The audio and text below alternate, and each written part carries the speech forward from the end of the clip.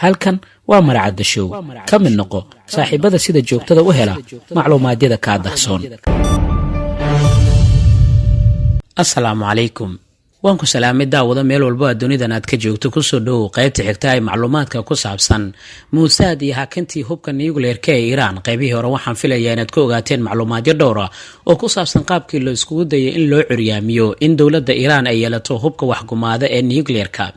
qaybta xigtaana waxay ku bilaabanaysaa markaasna uranium-tii fududeyd ee 235 waxa ay dhinac noqonaysaa ama ay ka baxaysaa tii cusleed ee 238 markii habkaasi dhowr kun oo jeer lagu celceliyo xudun dhexaadka waxa uu soo saarayaa uranium 235 oo bacrimsan.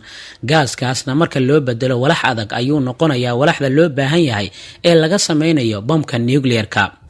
masarqaanna wuxuu shaxdaasi uu ka soo xaday shirkadda Uranco, waa shirkad Yurub ah oo u shaqayn jiray bilowgii 70-meeyadii kadibna wuxuu bilaabay inuu iskiisu u samaysto Pakistan gudaheeda.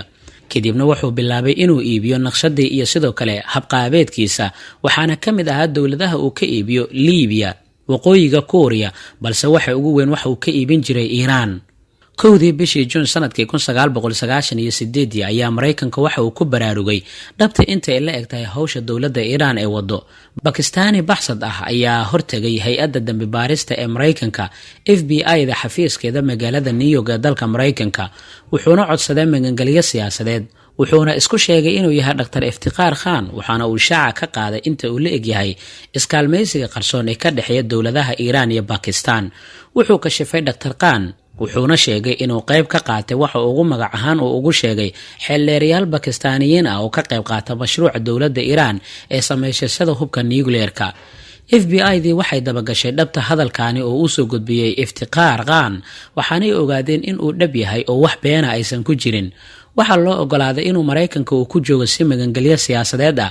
layaabkuse wuxuu ahaa inaanan cidina aysan dabagelin warkii Iftikhar uu sheegay. markaasi kadib maamulka sare ee Mareykanka waaba ay duugeen warbixintii uu la wadaagay ninkani baxsadka ah.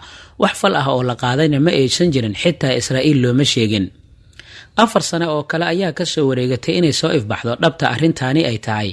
Agoosto 2002 ayaa koox ka soo horjeeda dawladda oo la yiraahdo Muhaajiriin al-Qalaq ee magacooda loo soo gaabi jiray MEG waxay shacay ka qaadeen jiritaanka 2 goobood oo nuclear ah oo ku yaala gudaha dalkaasi, gaar ahaan Arak iyo Natanz oo ay u sheegeen warbaahinta adduunka.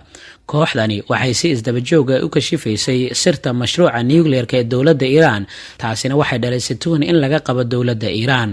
balse CIA-du weli warkaasi dhab uma aysan qaadan oo waxay islahaayeen Israa'iil iyo Ingiriiska ayaa doonaya in Mareykanka uu howlgalo oo hawshaani halista ah ay geliyaan.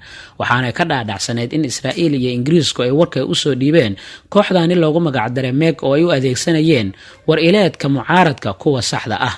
balse Mossad basaas la shaqeynayay ayaa waxa uu soo ogaaday halkay ku taala Natanz oo ah goobta lagu bacriminayo nuclear-ka Iran. isla sanadkaasi 2002 mucaaradka Iran waxay CIA-da u gudbiyeen laptop ay ka buuxaan dokumentiyo, balse aysan sheegin sida ay laptopkaasi ay ku heleen. Mareykankii awalba oo aanan qanacsanin waxaa galay tuhun ah in dokumentigani xeelad laga wato, waxaana ay ku eedeeyeen Mossad in dokumentiyada ay iyadoo ay ka dambayso sameyntooda kadibna ay u gudbiyeen madaxda kooxda mucaaradka ah ee Iran ka dhex dagaalamaysay ee MEG si iyaguna ay ugu geeyaan reer galbeedka. balse warbixino kale oo badan ayaa soo gaaray Yurub iyo Mareykanka oo ugu dambeyntii indhahooda kala furay. nuxnuxdii ahayd in Dr. Khan oo ganacsi dhaqaale fiican uu haysto adduunka ayay ku baahday. ugu dambeyntii bishii Febraayo sanadkii 2004 ayaa Dr. Khan waxa uu ka soo muuqday muuqbaahiyaha Pakistan, wuxuuna qirtay in dawladaha Iran, Liibiya iyo waqooyiga Kooriya uu ka iibiyay khibrad ah sida wax loo sameeyo iyo xudumo uuna ka sameeyay malaayiin dollar oo lacag ah. dawladda Pakistan durbadiiba way cafisay, waayo waa aabaha nuclear-ka bamkooda oo Pakistan u sameeyay. halka ay noo joogto macluumaadka qaybta saddexaad ee ku saabsan Mossad iyo qorshihii ay uga hortagaysay sameeyashada hubka nuclear-ka ee dawladda Iran. qaybta xigta intaan ku kulmi doona nabadgelyo.